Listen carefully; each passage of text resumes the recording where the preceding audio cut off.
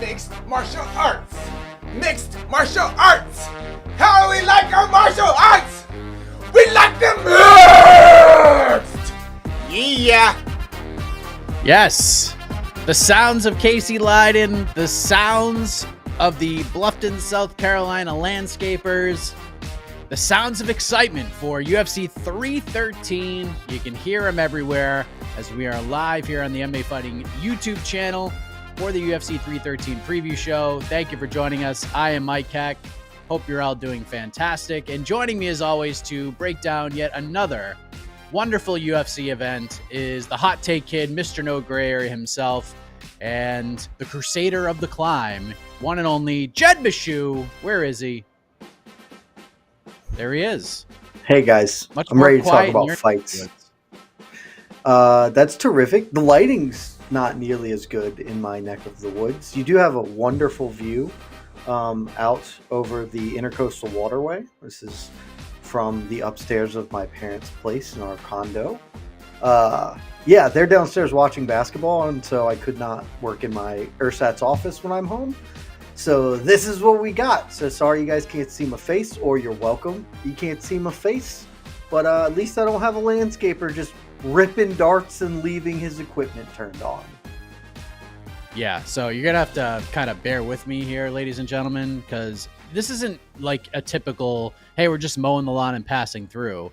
The guy is literally using a remote control lawnmower, and I think on the back of it is this blade that is actually cutting up roots and tree stumps that are sort of embedded into the grass.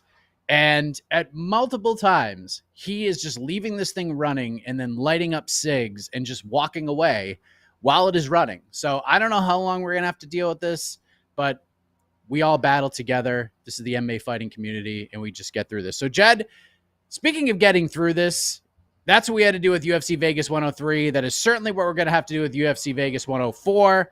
But UFC 313, what are we rating this thing on paper? Is this a Meshulin card? It's got to be, right? How many Meshulin stars is this one getting? All pay-per-views by definition are Meshulin cards, right? Like that these are the events we use the Meshulin scale for. Very occasionally, a fight night will elevate itself beyond the fights above replacement score to the realm of Meshulin, but this is basically exclusively pay-per-view. And look, I'm just going to level with you. It's a good card. It's not a great card. I think we could certainly nitpick a lot of pieces of this, and maybe we'll do some of that today. But at the end of the day, you're getting a main event that is must-see television. And I kind of think that at this point, given what he has done the past 12 months, and really the past 3 years since joining the UFC, Alex Pereira is a 2 Meshulin star bottom, right? And so that's what we're giving this card. Like, if I was in LA, I would make the drive over to Vegas to buy tickets and go to this event. You know, that 4 hours would be worth it to me to get to see Alex Pereira versus Magomed Ankalaev. The co-main event, I'm warming up to. It's still, I've given you plenty of thoughts on how I'm not as excited as I was. Still, should be a fun matchup. And the rest of this card, maybe lighter on name brand value than you want, but a lot of good, interesting fights that I'm pretty excited about, or from a level of kind of excited to super pumped for. So 2 Meshulin stars, feeling good about this weekend. Again, apologies, they're inching closer and closer. So let me just ask you about the main event, Jed Meshew, the main event. You've had feelings heading in. Do you still have the same vibes about this fight throughout this week? We had media day, we had the press conference. Is there certain things you're hearing from Alex Pereira and or Magomed Ankalaev that have maybe changed your tune a little bit on how this fight might look tomorrow night? I mean, they don't change my tune on how this fight looks, just because my tune's been pretty consistent for the past 6 months of, I have no idea what the hell is about to happen. My head says one, my heart says the other. I can flip-flop back and forth. I can see cogent, good arguments for both sides of why either dude is going to get their hand raised. That's why I'm so excited about this fight. This is why I frankly was so interested in this fight. When people hear me argue for fights, a lot of times is you just want to see Alex Pereira lose. No, I want to see if he's the best light heavyweight in the world, and this is how I will find it out. This fight is deeply compelling. I don't love what Magomed Ankalaev, his approach to this fight week has. I really, he's lucky that he should thank the UFC for protecting me from him for so long, and I like he can go back to the tire shop after this. And like, yeah, I don't poke the bear, and Alex Pereira is definitely the bear. But by the same time, like Pereira, some of the stuff he said has put me a little like I don't know, man. It's hard to have a good, like, a feel confident in either way for this. I'm sure there are people in the chat who feel super confident, and the ones who are right will come on, the live show and be like, "Told you, you guys are idiots to doubt Pereira," and the ones who are wrong will never say a word again. But like, just honestly, man, you could tell me this fight ends in about 100 different ways on Saturday. It's why I'm so excited about it. It's why it's so compelling. Do you feel like Ankalaev's playing some mind games on Pereira at all? Because Pereira's pretty pissed off, and it wasn't just Ankalaev saying things. There were certain media members that were asking some kind of disrespectful questions as well. There were certain points where Pereira just looked absolutely peeved up there. Did you notice that as well? Yeah, I mean, like 100% because Aguilar was saying some stuff, right? And like it's hard to know. I was really cautious with this pre the Umar Marab stuff of like I do think it was pretty obvious that Umar was kind of poking Marab a little bit that they were pointedly a thing, but like you just never know how that's going to play out. You don't know if that's going to make Alex Pereira fight outside of himself or if it's going to sort of focus his intention in.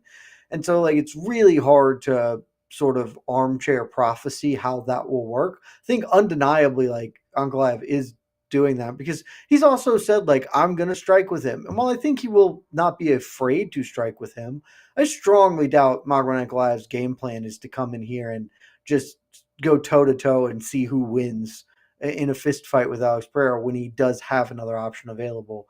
So that's like part of the thing. I don't love it, but I am super interested to see how does Pereira take that motivation. Does that get him out of rhythm or in rhythm for tomorrow night? Over under 3.5 takedown attempts from Magomed Ankalaev in this fight. Over. If the only way I would say the under is if one of them gets finished before Ankalaev can get to more takedown attempts. Like if Pereira just kills him, or if Ankalaev takes him down and pounds him out, off the first takedown, which is deeply unlikely. But I I would be really shocked, and I know that Magomed Ankalaev doesn't wrestle a lot. Like that's you go look at his UFC career. Many opponents he has simply not tried to take down whatsoever. This is a fight where the path of least resistance is to take Alex Pereira to the floor. So I think he's going to at least attempt to do that. Are those takedown exchanges, those attempts from Ankalaev, the ability of Pereira to defend or not defend, is that the biggest question you have about this fight, or are you looking a little bit deeper than that? I think that that's probably the grandest structural question up in the air of like, if you tell me Alex Pereira cannot defensively wrestle Magomed Ankalaev, then I know exactly how the fight's going. I think everybody does. So, but that's not really the big question I have because I think I know the answer to that. I think Alex Pereira can stuff takedowns. I don't think he can stuff all of them, right? Like, but I think that he is not like an awful defensive wrestler. He hasn't been tested that much, but like I think Magomed Ankalaev will have some success at least with takedowns. My big question is on the other side of things, and it is what does Magomed Ankalaev do about the low kicks? Because his whole career he has been bad at defending that low calf kick. Jan Blachowicz damn near beat him in their fight almost exclusively with that weapon. And Alex Pereira is probably the best person in the game right now at doing that. And like against Blachowicz, he just let that kind of snowball downhill and then at the end, like he is compromised. If he lets Pereira get off on his lead leg a bunch, then the takedowns aren't going to come because he's no longer going to have all of his ability to shoot. And so my biggest question is, what sort of tools is Ankalaev bringing to this table to mitigate it's Pereira's second best weapon because the left hook will always be the primary weapon. It's Independence Day. They're beginning to fire their primary weapon and they blow up the city. That's friggin' Alex Pereira. That's the primary weapon. But his low kicks are all the little shielded enemy spaceships that fly around and everything else up too. Like those are still extremely potent weapons, and you have to be able to handle that first layer thing while also avoiding the primary weapon. So that's my big question is what does Ankalaev have? Because if he doesn't have a plan to not get his leg kicked off, this fight is going to go downhill real fast for him. Terrific news. The remote control lawnmower has turned. It is going away from us. This is excellent news. The audio quality is going to get much better.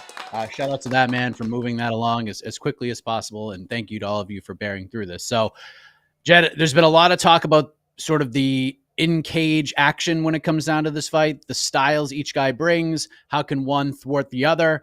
But there's been a lot of talk about where Alex Pereira, for the most part, I mean, a little bit of talk about what happens if Magomed Ankalaev wins this fight, but a lot of talk about what happens if Alex Pereira defends this title again. If he goes out there, and as you like to say, he goes out there and boops Magomed Ankalaev, he has officially pretty much beat everybody that he would need to beat at this point. You would have to imagine a move to heavyweight or some other division is coming. And we've heard from everybody. Daniel Cormier says maybe he goes up and fights John Jones. A lot of people says maybe he goes up and challenges Tom Aspinall. You mentioned this on BTL yesterday. Spoke to John Anik, and John Anik said in the fighter meetings, Alex Pereira didn't mention John Jones first. He didn't mention Tom Aspinall first. He mentioned Dricus du Plessis, and one of the things that has peeved Alex Pereira throughout his incredible run is, yes, he won the middleweight title, but he never successfully defended it, and that kind of eats at him a little bit. So John would not be surprised if Alex Pereira got on the mic and said, yo, I'm going back to 185, and I'm going to fight Dricus du Plessis, and I'm going to try to defend this belt before we move on to other things. So there's a lot of different opinions, a lot of people looking at the future of Alex Pereira coming out of this fight, win or lose. So I'll just ask you straight up.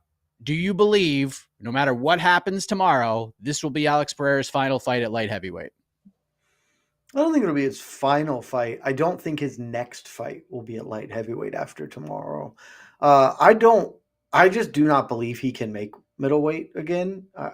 He has maintained that he can for quite some time, and there's no reason not to believe him, but I still don't, because he's an enormous light heavyweight. Like, making 185 is so extreme. And so, like, I'm going to go down and challenge would be undeniably cool and deeply funny, because Khamzat Chimaev would say, like, if he really wants to do that, there's not a world in which the UFC is like, Khamzat's next, you got to wait. There's be like, okay, guess we're doing this thing now. So that would be pretty sick, like, if he does do it. And we've talked about that matchup before. Like, I'm pretty interested in that fight at 185. At 205, I really have a lot of confidence that Alex kills him.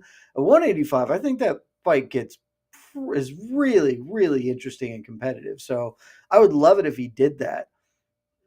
I don't think that will happen, but that being on the table is there. I think as remote a possibility as it is, a super fight with Alexander Usyk really becomes a thing if he wins this fight. I think that could start to see some momentum, particularly what with the old TKO boxing thing happening these days. Like, maybe there starts to get some steam to that. Despite we all know how it go. I'm not here telling you Alex Pereira would be competitive. I'm just saying, like, he'd take that paycheck, and that could happen. And I think by far the most likely outcome is he wins. Maybe he doesn't vacate his belt. Maybe he just says, hey, look, I know there's some guys coming up. When one of you really establishes yourself as the next title challenger, cool. In the meantime, I'm going to go fight Tom Aspinall for the heavyweight belt. I'll be pretty surprised if his next fight is against, like, Carlos Ulberg.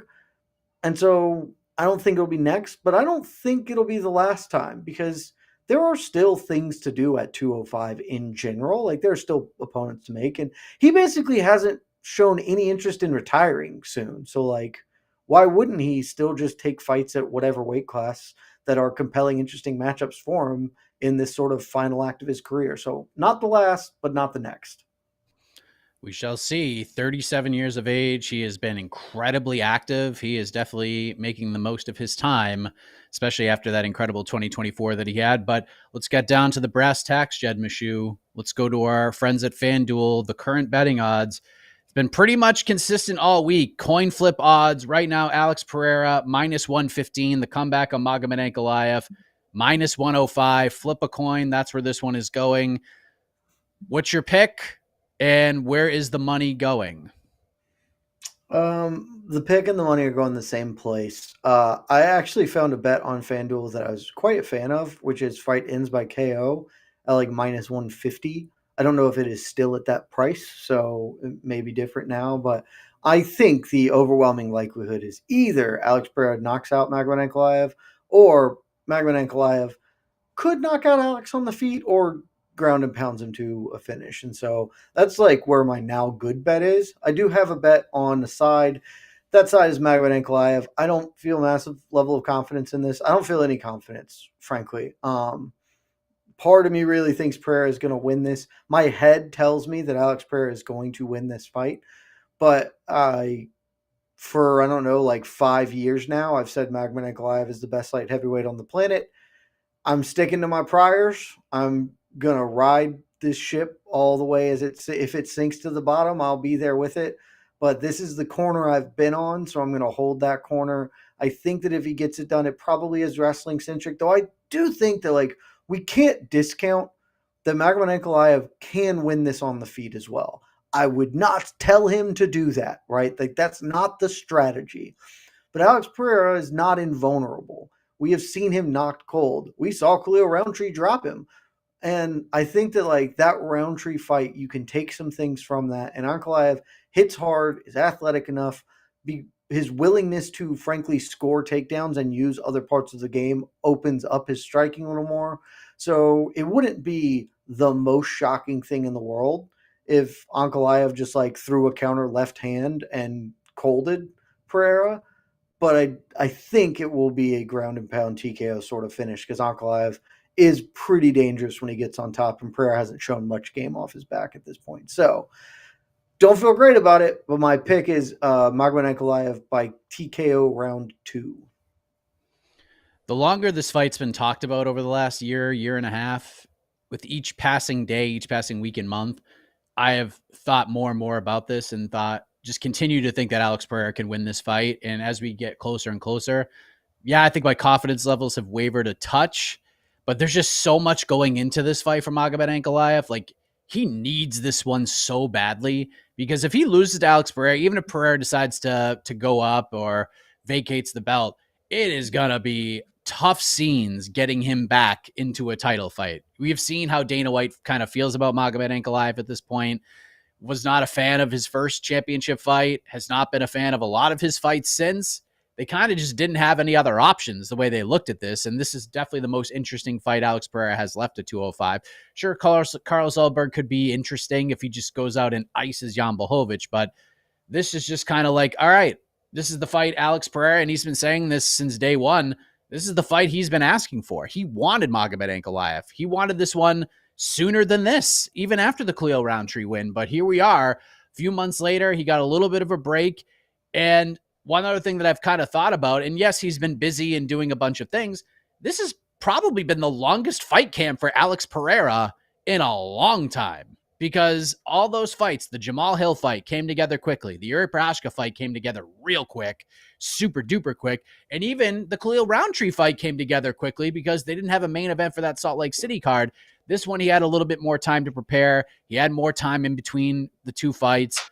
And I think this is a good little advantage for Alex Pereira. So while I think Ankalaev presents problems, just some of the things that I keep coming back to are things that you mentioned and other people smarter than I have mentioned as well. Magomed Ankalaev cannot check a leg kick. He cannot even defend a leg kick at this point. And if Alexander Rakic is beating up those legs, if Jan Blachowicz is beating up those legs, even with the legendary Polish power that he possesses, Alex Pereira might snap his leg in half after 3 or 4 of these kicks. So the pick for me is, and the bet as well, Alex Pereira minus 115, just taking him straight, and I think he knocks him out in round 2. I think those leg kicks start to wear. I think Pereira's going to land a big shot. I think Magomed Ankalaev is going to shoot for a desperation takedown, and Pereira could kind of do some different things. Maybe he tries for a gilly, maybe he tries for a submission, but in the end, I think he'll be smart. He'll let Ankalaev get back to his feet, and then he'll look for that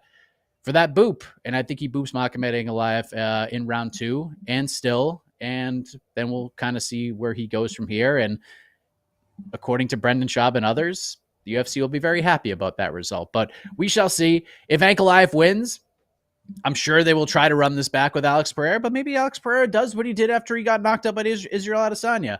Okay, I'll just move up to another division. All he needs is a win, and he'll get a title fight. So the options are a plenty win or lose for Alex Pereira, unless he gets like 50-42 tomorrow. That would be obviously really, really bad, and that closes some doors. Let's go to the co-main event, Jed Meshew. The people's fighter, your favorite fighter's favorite fighter, Justin Gaethje.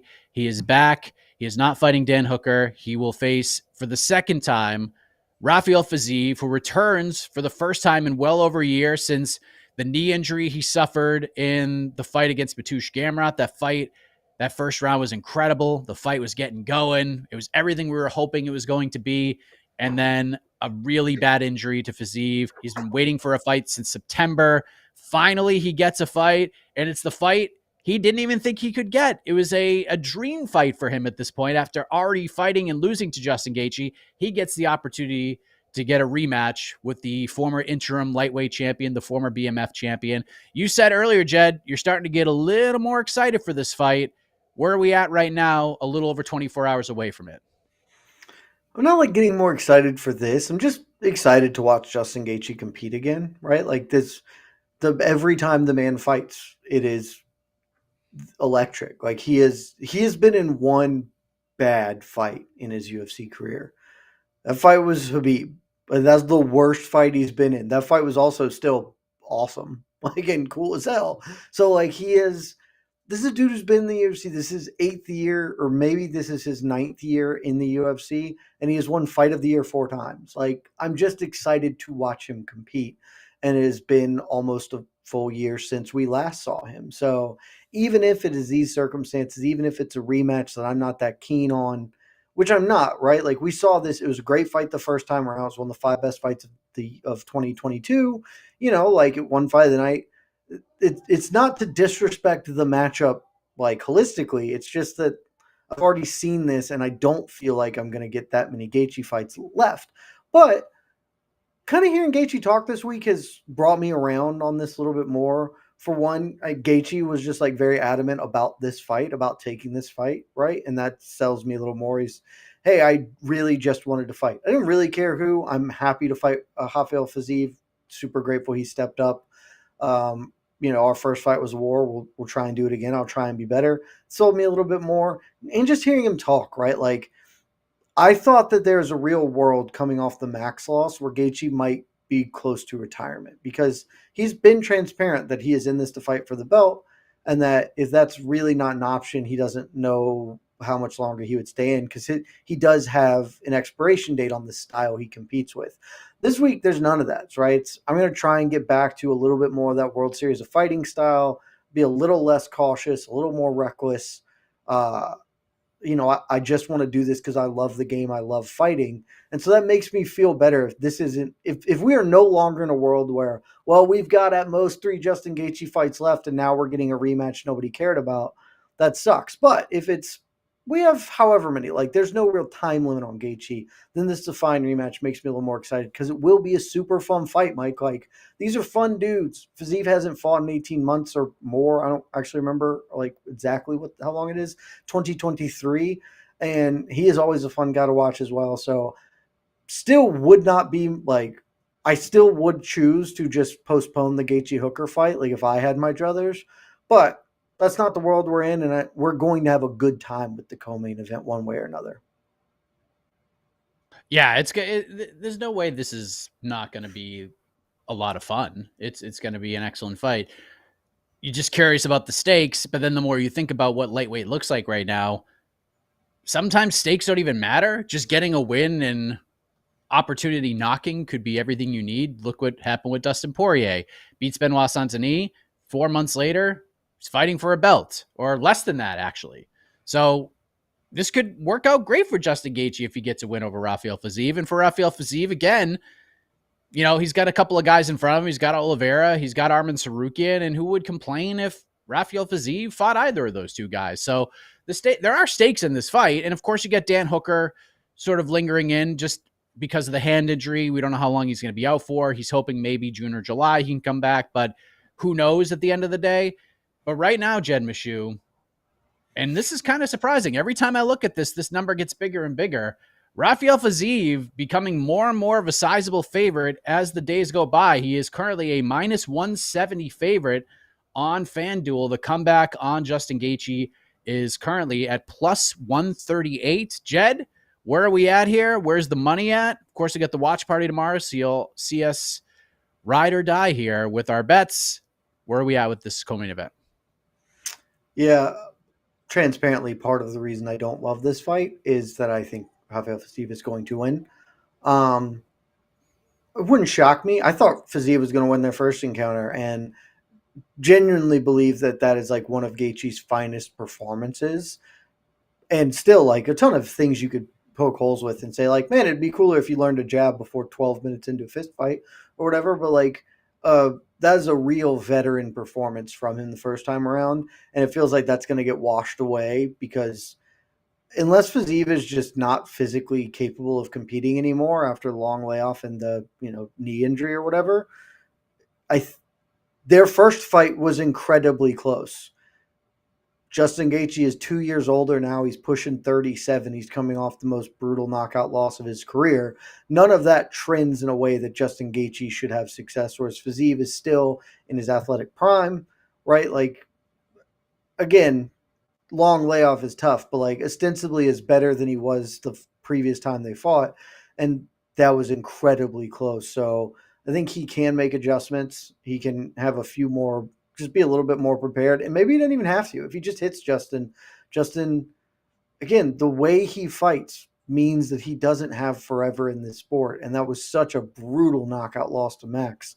You are concerned with even taking almost a full year off. Man, can he still hold up to the same sort of firefight that he's likely to get into with Fiziev? I ultimately think Fiziev is going to be much faster. I thought he was faster than the first fight. He's going to be much faster now because I thought Gaethje looked slow against Max, and I don't think that was the best Max we've ever seen. So I just think Gaethje's too old now to really win at this level. And I have always been incredibly high on Rafael Fiziev. I have maintained for many years. I think he is the most difficult style matchup for Islam Makhachev if he could ever get there. And so I think that we're about to see a pretty impressive run from Fiziev, and it starts on Saturday. I think he's going to knock out Justin Gaethje. This is a tough one. The money is on Justin Gaethje because I cannot not take him at underdog odds in a fight he's already won. And I think I got him at underdog odds in the fight he did win. And it was one of those fights where like Fiziev got off to a good start, and Gaethje, you say it all the time when you talk about Justin Gaethje, he forgets that he could throw jabs and land and score points with those. And then when he feels like he might be down, then he starts to realize that he can actually do those things.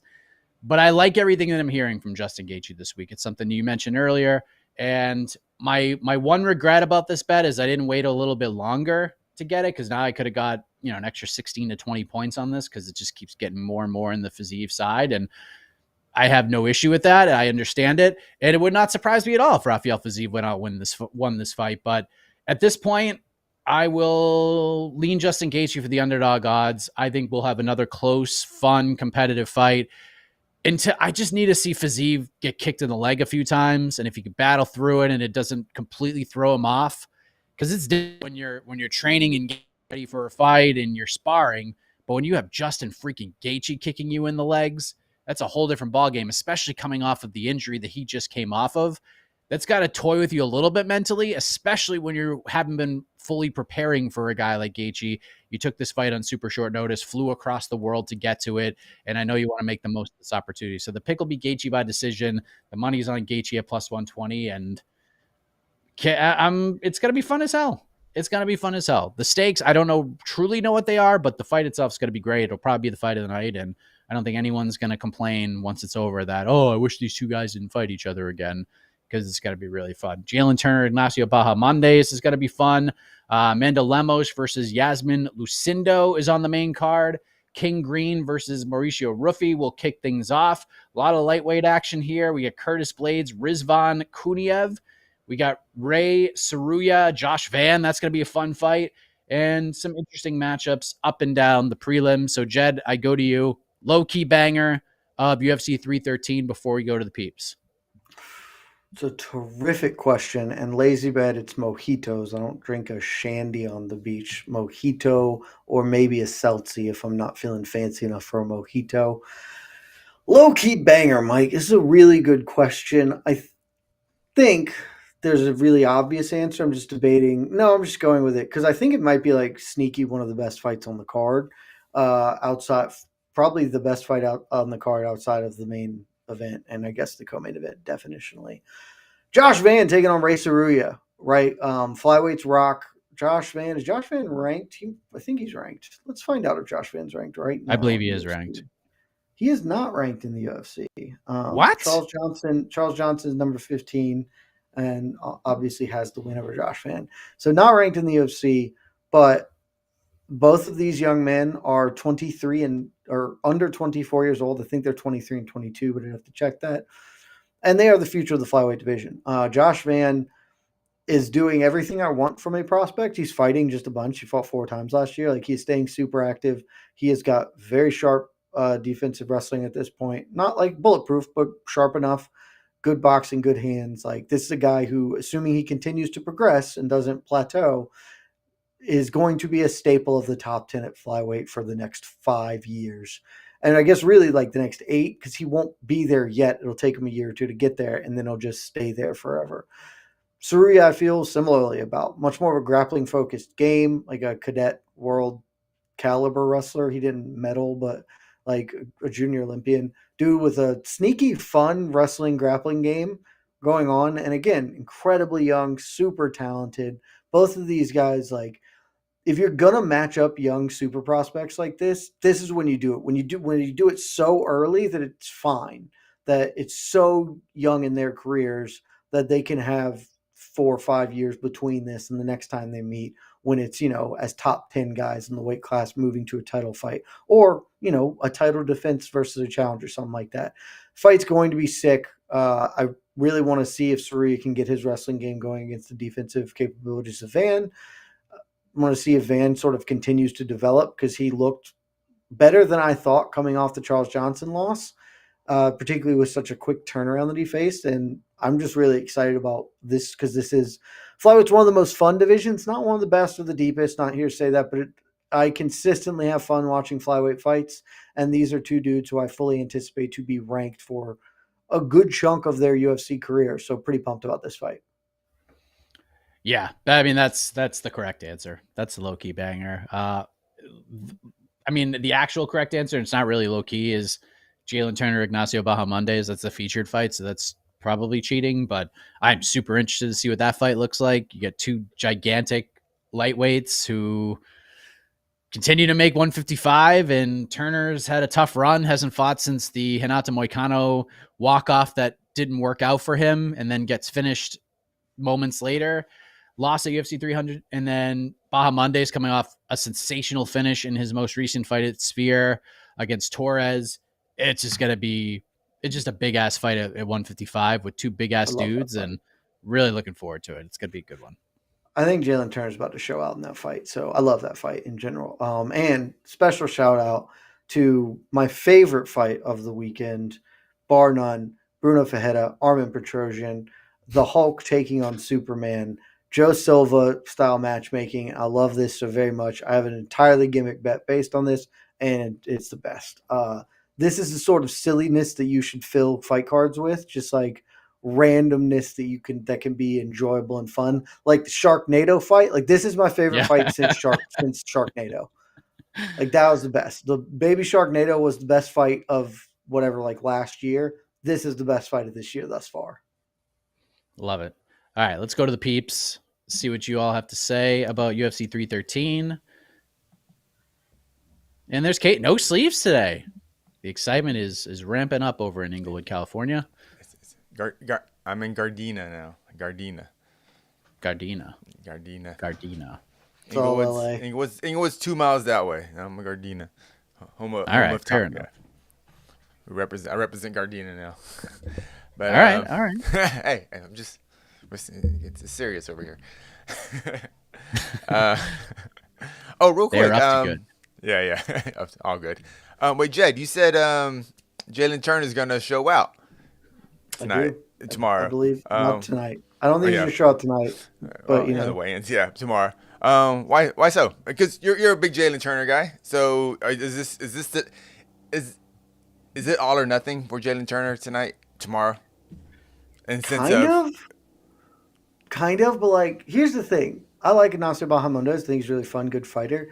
I think Jaylen Turner is actually like supposed to be a top 5 lightweight, and things have not worked out for him. Right? Like, and that's his fault. I'm not saying the gods conspired against him, but like it just sort of hasn't quite gotten over the hump for a myriad of reasons. Like Mateusz Gamrot him in a fight that some people thought he win. I think I scored that fight for Gamrot ultimately, but like it's a really difficult style matchup for a young fighter because I mean Jaylen Turner is still 29, right? He's still a young man. The Gamrot fight, very young. Like that's just sort of he was competitive in a setback loss. Dan Hooker will never fight as well as he did that night ever again. Like I do not that came out of nowhere in a fight where I thought Jaylen Turner was running him over, and then Dan Hooker just like willed himself to not die, which was incredibly impressive. But like also split decision, like very competitive fight. These are against 2 top 10 guys that he had competitive losses to.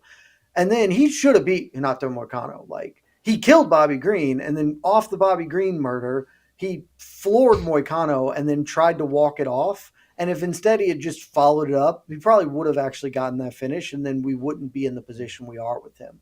Credit to Moicano, survived, came back, beat the just tar out of him in the second round. But like he is a couple of very small margins away from being like undefeated since losing to Matt Frivola.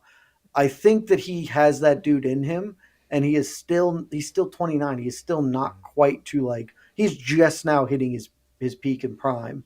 I think Bahamondes is a really interesting fight because he can match the physicality, but where we have seen Jaylen Turner struggle has been due to take him down, and that is not Bahamondes' game. I think he is just more. I think he's faster, more explosive, more dynamic striking offense, and he's going to put the boots to Bahamondes on Saturday. yeah, I completely agree. Yeah, his 3 losses, yeah, all top 10 fighters, all 3 fights he could have won in a slightly different Yeah. universe. So Deeply competitive. yeah, okay, cool. Hit the questions now. I just want you to go a little more in depth on that. But like, I'm also here to tell everyone I have a blind spot for people I love. And like, I'll be here in the same way that I will steadfastly refuse to acknowledge that Brian Ortega is good at fist fighting. Jaylen Turner's going to need to lose like 6 in a row for me to be like, all right, it's not going to happen for him. It's not going to happen because I'm still believing in Mackenzie Dern despite all evidence to the contrary. So it's going to take a lot to get me off Jaylen Turner's corner. But even if Jaylen Turner loses, I mean, is him just being a top 15 fighter who kind of inches in the top 10 every once in a while? To me, that seems like a great accomplishment. But you see in him though, he's the top. He should be a top 5 guy with the talent. I think he has the ability and potential to fight for a title. I think that is in him, and I would like to. I'm not saying that he will hold the belt forever or win the belt. I think he can fight for a title one day, and I would love to see him do that. Gotcha. Awesome. Like I think Jaylen Turner is 18 miles better of a prospect than Paddy Pimblett is, but Paddy Pimblett is doing all the right things, whereas Jaylen Turner is having setbacks that he should not be having. I mean, look at the level of competition they fought too. It's also been very different. This is very true. Different. Yeah, very different. All right. Let me hit the questions now. Thank you much.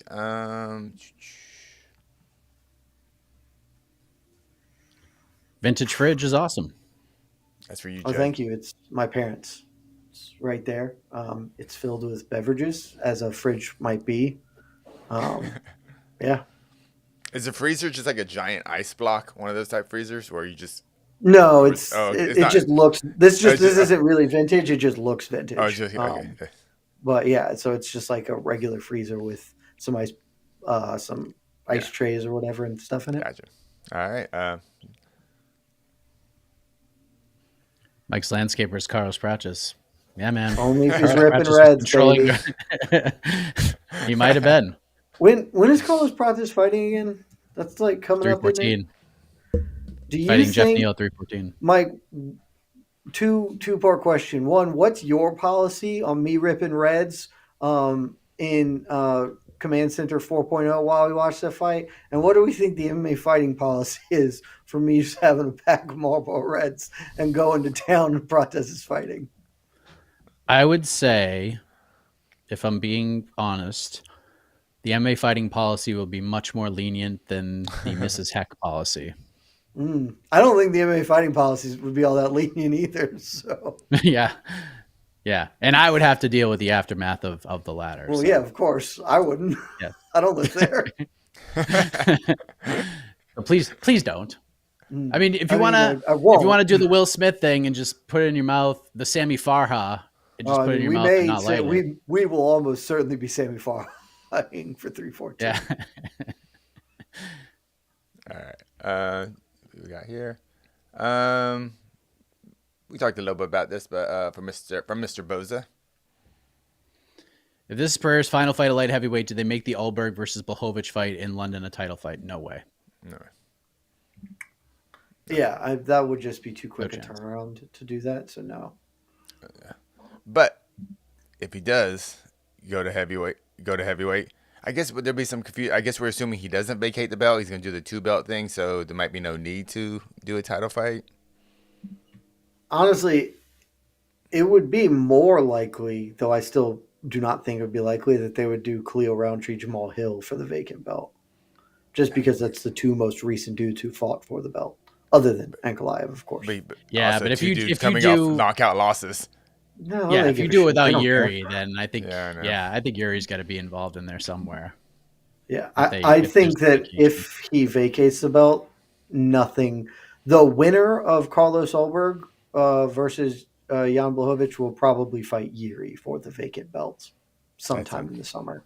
Yeah, Magomed Ankalaev will not be there unless this main event is just an absolute fight of the year contender. All right. I like this guy. DJ Serenity's prediction of the main event. I'm confident I have no idea what will happen. Yeah, it's dude. That's honestly where I'm at, man. Me too. That's where a lot of people are at. That's the fun part. Dude, that's why it's fun. Yeah, it is. Like 2 years ago, I was so confident. I was like, Magomed Ankalaev will absolutely dog walk him, and then it's just been like a lot of information to be like, okay, I have no level of confidence in this whatsoever. There's almost no outcome that would shock me on Saturday. Outside of prayer submission, I would assume. I don't know. Like, I wouldn't even totally stun me. Like, if it's a cold submission, like from guard, like a big nog triangle, but like if he just, club and subbed him or whatever, like he hurt Ankalaev and then Ankalaev fell into a takedown, he's a BJJ black belt. Not all black belts are created equal, but like if he's got a half conscious dude on top of him, I'm sure he could find an armbar or whatever. So that wouldn't stun me either. It would stun me if he like threw a flying armbar or a straight up, I got tackled, but I'm going to work like an overhook game into a triangle choke from full guard. That would be pretty shocking. Anything else? Open, fair game. Would it stun you if Pereira actually shoots for a takedown? I'd be really surprised by that. Yeah. I think that's the one thing I would kind of. I mean, I do agree. He might get a submission somehow, but usually through some strikes. But if he actually initiated, if he shoots a double, yes, that would surprise me. Yeah, straight up shoot a double. Yeah. All right. Just comes out, low kick, teep, jab, double. Look, I'm glad 25 minutes. 25 minutes of that. Yeah, that'd be great. Just carries Ankalaev to his corner and dumps him. Talks to Dana, doing like. Yeah. Oh my god. All right. What's Jed's climb? Well, it's a good thing you asked this now, Christian. Somebody in the chat mentioned that they are nervous for my climb. Buddy, so am I. The climb this week You can tune in to watch us watch it live because we will be going early a little bit earlier than usual because Curtis Razor Blades taking on Rizvan Kuniev. I have bet on Curtis Blades minus 350. He is stage 12 of the climb. Never can feel massively confident betting on Curtis Blades, but I decided to do it because it's the best I felt about anything, and I didn't want to skip another week. I've been skipping like Apex cards because they're just awful if there's not something that jumps out. Nothing that I was like really stoked about on this week. Curtis Blades is the one I feel the best about. But if he, gets knocked out by Kuniev, I'll be the most sad. And if he gets knocked out by Kuniev and Kuniev pops for all the steroids again, I will entirely change my stance and rail against steroid use in MMA for the rest of my career. I've had tremendous luck betting on these pay-per-views thus far. And I know you're a little nervous about the Curtis Blades bet. So I felt I had to make a bet on this fight. I have a bet on Curtis Blades as well, if it makes you feel better. I took a little bit of a different one. FanDuel's got some interesting ones. I have a bet on Curtis Blades to win and round 2 to start at minus 135. Okay, I like that. So I mean, I think that he is just going to tackle him a bunch. Yes. Because like Curtis Blades, I think coming off the loss to Aspinall and whatever, like he's just gonna be like, I'm just going to do. It'll take me an 18 years to get back. I don't have to be exciting kickboxing Curtis Blades. I'll just tackle a bunch of people and it'll be fine. This would maybe be the worst loss of. Absolutely. This is absolutely the worst loss of his career if he loses this one, and it's not even like a discussion. Unless Kuniev goes on to be like a dominant force. The guy, yeah. Yeah, I was going to say that because I just just don't like see it. Was it a couple of weeks ago we were talking? Was it Minifield Walker? And you were just like amazed, like, oh my god, like this guy Juice Box Walker or whatever is going to be like could be a ranked top 15 ranked top 15 guy if he wins. Are we in the same situation here? Like last year. We're in the same situation, but even higher. He'd be top 10. He'll be like a top 5. It's the top difference 5 heavyweight. That's crazy. It's definitely a little bit. The part that was so insane about the Walker one is Walker literally began his career in like 2023 and was 5-0 or something. Like that was outrageous. Kuniev at least has been around the block, right? Like he is a real fighter. This is an enormous leap as far as getting a shot here. But he beat Renan Fajeda in PFL before it got overturned. Like it's better. It's certainly bigger because of how high he would jump immediately from the rankings position number. But like the Walker was just totally insane. It's like if a guy you met at the gym 2 years ago is suddenly fighting for a top 15 spot because he was available. And he's now an official fight of the night winner. Got that extra money, baby. Don't understand it. No, I would never understand that. Oh, we got our first super chat. Here we go. Whose growth is hurt worse with an L, Ray or Van? I don't think either. Honestly, they're both so young, right? Like, I think Van is more likely to win this fight. I think he's just a little further along in the developmental process. I honestly think a loss here will probably help Ray a ton, just because if he loses, it will be that he did not get his wrestling going, and he will realize I need to get better at these things. Like I need to develop more of a striking game. I need to have a more comprehensive wrestling game. Like it will probably be one of those net victories for him.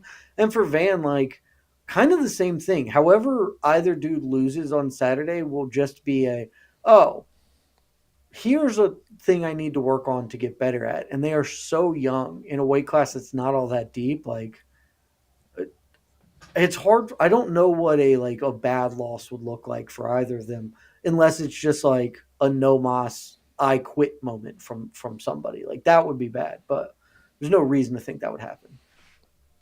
Combined age 45. That's shout out to Michael Carroll. Michael Carroll. I was about to try and look up Michael Carroll with the old fact of the week. This is the first fight in UFC history featuring 2 fighters born after the year 2000 or in the year 2000s. In the 2000s. Yeah. We old. Combined age is younger than me. Combined age is younger than who's the oldest person on roster right now for the UFC? Raul Rosas, right? 20? Oldest, not youngest. Oldest. Oh, oldest. Oh, Oh, Jesus. Because like my mind goes to like Alexei Olenek and Andrei Arlovsky, but they're not there anymore. No, but they were like 45 or 46. So like bare knuckle boxer. Yeah. Yoel Romero's 47. Who knows? So like pretty insane what this fight. Listed. Is it who the hell is it? Let me see. Gotta be a heavyweight or Jim Miller. Vince Pichel is 41. Is he still on roster? Yeah. He's got a fight coming up. Yeah. Wonder Boy is 41. Jan Blachowicz is 41. Miller is 40. Cub Swanson is 41. Is Cub Swanson 41? Yeah, I think so. That honestly sounds right. Yeah, he's 41. So we have a bunch of people tied for the top spot, it appears. And Jared Cannonier is 40, so he's knocking on the door. Wow. Jared Cannonier is still top 10. Super impressive. All right. Thank you much. Thanks, Elizabeth. Good question. Yeah, Holly Holm is 43, but she's out. Clay Guida is 42, he's out. Stipe's 42, he's out. Matt Brown's 42, he's out. Yeah. So, but how old was Olenek? He was like 40. Olenek was like 45 or something insane. 45, yeah. He was old. Arlovsky was 45 for his last UFC fight. Should still be there. Can't believe they cut him. Gone too soon, King. Big mistake. Hashtag GFL. Olenek was 45. For the draft. For the draft league, Jed has two fighters, Saruya and Fiziev, who both took short notice fights. How confident is Jed that he will get points? Like I said, I am picking Fiziev. I wouldn't bet my whole life on it or whatever. I do think he is going to win. So there, Ray Saruya. Who's Ray Saruya fighting right now? Let me look that up. Oh God, yes. But no. But who was he? Who was he supposed to fight at at 312? Who was he supposed to fight at 312? Oh, let me look. Stuart Nicolai. Stuart Nicolai. And so, like, when I drafted him because he's definitely going to beat Stuart Nicolai. And then that fight fell apart, and I was like, that's a bummer. And now, like, he's getting – this is the worst situation, right? Like, at least Fiziev is getting a ranked dude. You're getting a much more difficult opponent without any upside. There's no point benefit for the Saruya fight for me. So, tough scenes, but also I'm just not going to win this season. I believed that there would be some new champions. I was incorrect. And so unless I get a whole bunch of like double dippers in the next couple of months, I don't really stand a chance. So it's fine, but my official predictions are for both of them to win because I stand by my guys. I think you'll get points from Fiziev. I just don't see a world where I'm at least going to get fight of the night points from him. Ranked opponent too. Right? No, ranked opponent's only for winning. You don't get ranked opponent for playing. Oh, didn't know that. All right. Yeah, right. So you get bonus points for being, if you're in the fight of the night or you win the performance bonus, not for losing it. So, gotcha. But like I do think I'm getting fight of the night bonus either from that or Saruya Van. Like those are the two best fights of the card. So I'll at least get some points there, I think. Was Fiziev, was that your wild card pick, or was that the straight up lightweight you picked? Fiziev was the lightweight I picked because I was unaware that the fight that was rumored or whatever, I don't know if the fight ever got booked, but there was like talk that he was fighting somebody. Gamrot. Again, the Gamrot rematch like for earlier in the year. And I saw it somewhere. I think I saw it on Wiki as like announced. And so I was like, okay, I'll take Fiziev. I think he's going to beat Gamrot. And then during the draft, it was like, he's not booked. I was like, what? Yeah, that's not true. Shit. Okay, but now I remember all this. Yeah. Hey, You got golden ruled in the draft. I did. I was using Wiki instead of our website because I'm a big dumb doofus. Yeah. No one's arguing. All right. What else before we get out of here?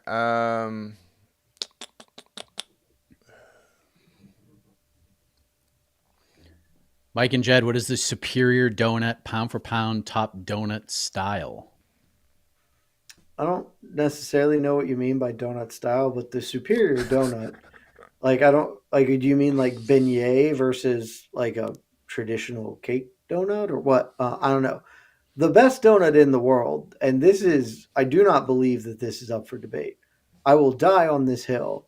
A regular Krispy Kreme is the best donut that exists. Just a traditional glazed Krispy Kreme, hot, like when the hot donut sign is on, that thing is the closest food item there is to crack cocaine on this earth. Best item by far. The next best donut is the chocolate glazed Krispy Kreme. Everything after that is second tier. Still delicious. I love donuts. Look at me. I'm a man who's eaten my fair share of donuts. But those are 1A, or that's 1 and 2, and then everything else we're working up to them. Those are both great choices. I don't have a Krispy Kreme near me. I might, but I just haven't been to it. I am a Dunkin' Donuts lifer. Thank you for the super chats today. But if I do have a donut at Dunkin' Donuts, I go old school and go with the blueberry. I'm a blueberry donut guy at Dunks if I'm going to get a donut. All right. Casey, you have Krispy Kreme out in California?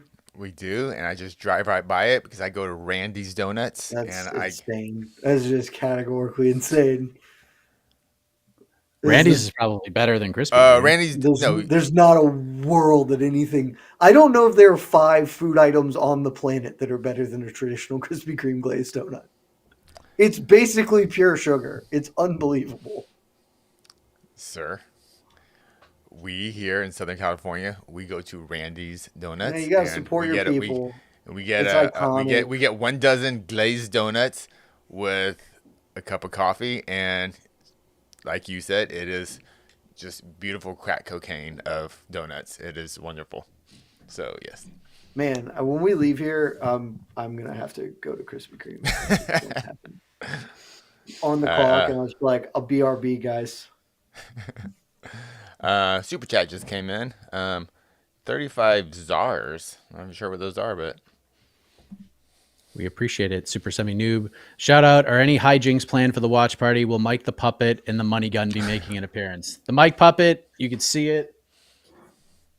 Right. Going the wrong way. It's there. Oh, there we go. There he is. There's the Mike Puppet. Mike Puppet is there. You will see him tomorrow. I assume Money Guns will be. We do have plural Money Guns. I have a shirt for tomorrow that I'm excited about. I'm just slowly going to build my own merch thing because we don't have one for reasons that have never been adequately explained to me, frankly. And, tomfoolery and shenanigans. Thank you. I believe that's a South African rand, by the way. Okay. So thank you, South African people. Tomorrow before we do the Savannah rugby tournament, they do a rugby tournament to coincide roughly with St. Patrick's Day. That's happening next week. Then I go see a bunch of my old friends from UGA rugby days and then go take the drive to Bluffton and watch some fist fights with Mike Heck. Let's go. All right. This one's for me. How are we feeling about our guy Ozzy Diaz, Casey?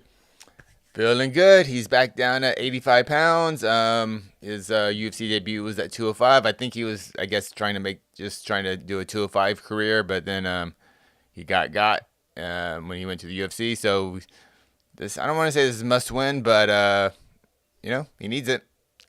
He's current joker for the card, so it will be an exciting fight. And Mr. Diaz, I think in his entire career, including his amateur fights, has never gotten past the second round.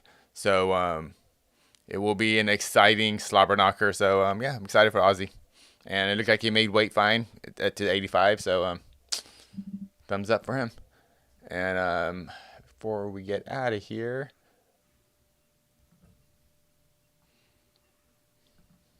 Jed, can you do a belly flop in the water? It's a great one. You wouldn't really, I guess you could physically see it happen, but it would also take me like a pretty long time to get down there. So you guys would have to vamp for like 10 minutes. There's like a gate. I got to code through it to get there. Also, it's cold here. So no is the answer. In other circumstances, y'all know I'm pro belly flopping in general. But we'll have to do that later on this year. Like we start getting into the summer months, it starts getting warm. But like it was like 38 this morning or something insane here when I woke up and went to the gym. I was very unhappy. So what I'm hearing is that Jed and John Jones have something in common, is that they're both chickens. No. See, you're mistaken, Casey, because what we have in common is we'll both do it. You have to pay for it, right? Yeah. Like, I didn't just do the belly flop. I did the belly flop because somebody paid us some money for that belly flop. Don't pay money right now because we're about to close this down, and we just don't hit have the music, Casey, before the super chat comes in. But 314, maybe the weather's a little better. Maybe we can make it happen. We'll see. All right. We get so. No super chats. We're not gonna accept your super chat money for the belly flop today, but soon. Plus, like I'm getting swole, guys, so it's not much of a belly flop. I mean, right now it still is, but like by July, this will just be a rock hard ab flop. I'm not sure if that's as exciting. You getting swole, huh? Just getting jacked. All right, I'm digging it. And last super chat, real quick, before we get out of here, just came in. I've been watching this show long enough to know that Casey is the real king of hot takes, not Jed. Wow. I love it. I think that Attila has figured out the great dirty secret of MMAfighting.com. Yeah. I actually don't have that many hot takes. I have some of them, certainly. But mostly I'm just really smart and incisive. And Casey is the one just shooting from the hip, just putting people on their toes. That's it. All right, Casey. Just look at Casey's rankings, and yeah, he might actually be the legitimate hot take kid, for sure. All right, that's it. Sway through the rest of your days, everybody. We're on the eve of UFC 313. Get your Shama dance ready and practice for your social media posts tomorrow. But we ain't done here at MMA Fighting. There's still a lot going on. There is a press conference for UFC 314 later on today. So you're going to see Michael Chandler and Paddy Pimblett and Volkanovski and Diego Lopez, maybe Gian Silva and Bryce Mitchell. Who the hell knows? It's going to be unpredictable. It's going to be insane. And you'll be able to watch it at MMAfighting.com, terrific website. You'll get ceremonial weigh-ins at the website as well. There might be some power slapping going on. Maybe there's a Dana White scrum that will happen after the slapping has been done. And then tomorrow, usual stuff, AK's predictions first thing in the morning. And People's Pre-Fight Show, 5:45 p.m. Eastern. Watch party at 9:30 p.m. Eastern, or right when Curtis Blades is about to fight Rizvan Kuniev. And we'll have the watch party. We'll have post-fight show, post-fight interviews, everything you need. Stick with us, MMAfighting.com. For Casey, for Jed, I am Mike Heck. Appreciate you. See you tomorrow. Love y'all.